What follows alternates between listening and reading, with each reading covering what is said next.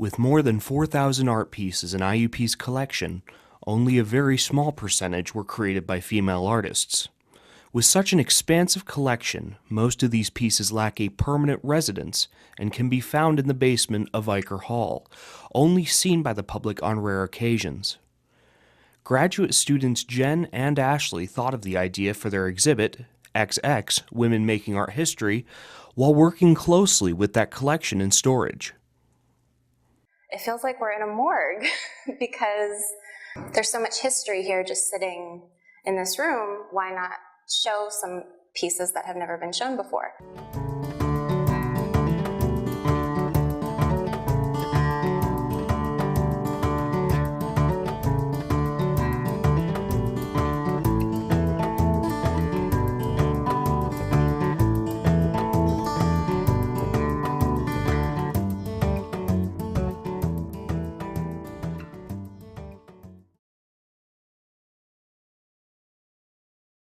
Women have had a struggle with having their art recognized from the beginning of art.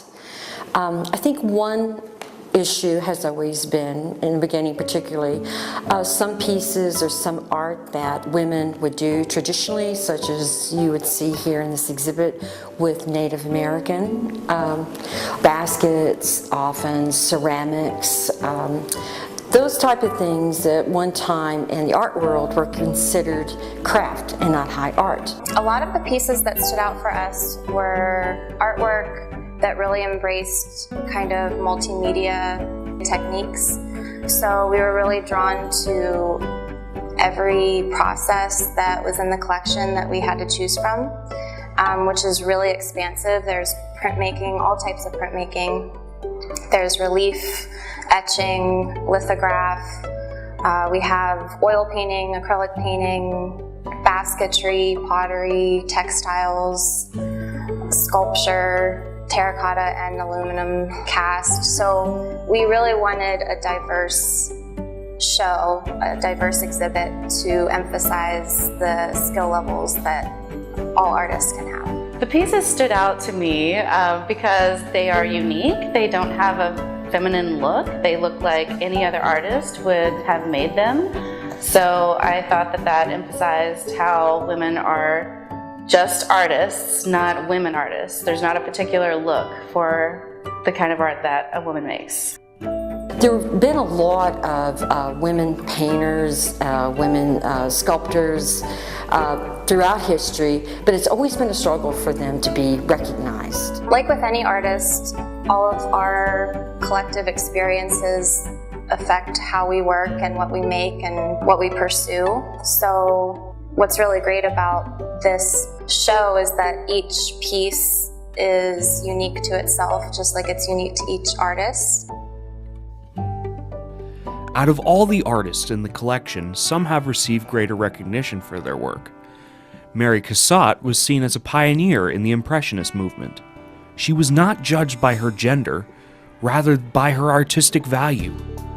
These women used their various styles to become more prominent within the art world.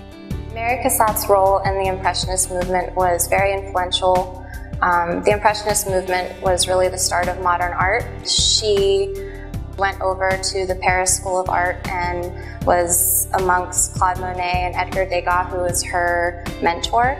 And she was one of them, and they are all very prominent in art history. And she was, the big female that was with amongst all these males.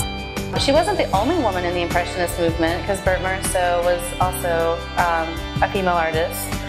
And actually, art critics at the time didn't like Impressionism, and they thought it was unsuitable or just lazy for men to paint that way, but they thought the style matched the nature of women in that it was kind of flighty and gestural.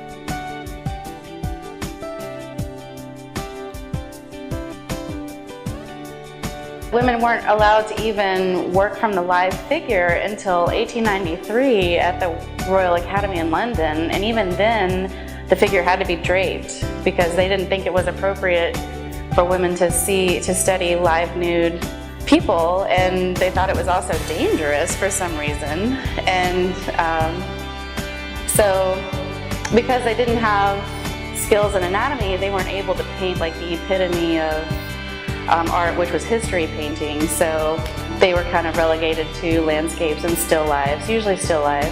It was also thought that it took genius to be a great painter, which it does, but it was thought that women did not possess that genius at one time. And of course, as we know, genius doesn't have a gender or a culture. Genius is genius.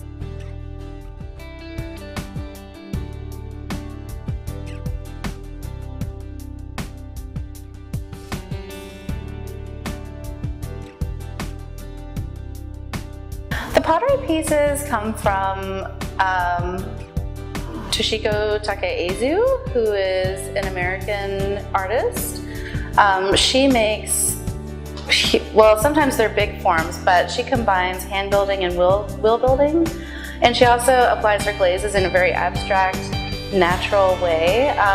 And she's also influenced by the ceramics that they use in Japanese tea ceremonies, because sometimes they will show the marks of the manufacturer, or it shows the hands of the person who made it.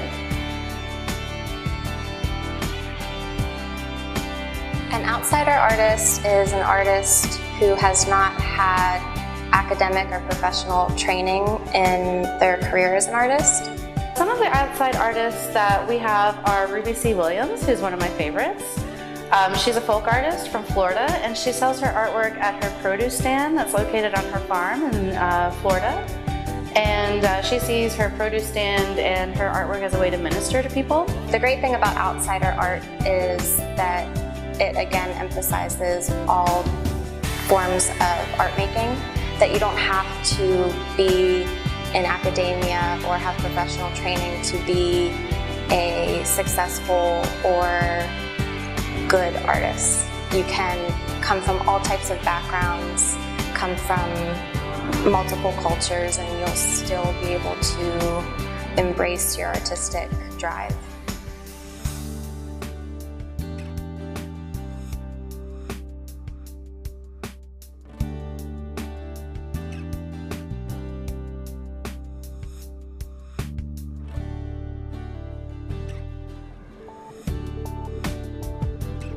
So I hope people are just kind of have a new experience. I just want them to have a novel experience with artwork that they probably haven't seen before. It's really great to enter an exhibit that has this type of diversity, because it allows the viewer to experience and appreciate art for what it is and all of its forms. You have them bringing all these women, to life finally, and giving them the credit that they're due, and they're brought to the public. It's awareness finally. So, and it's still a struggle. I think it's still a struggle. A lot of women are still very, very unrepresented, let's say, in a lot of major international museums, throughout the world.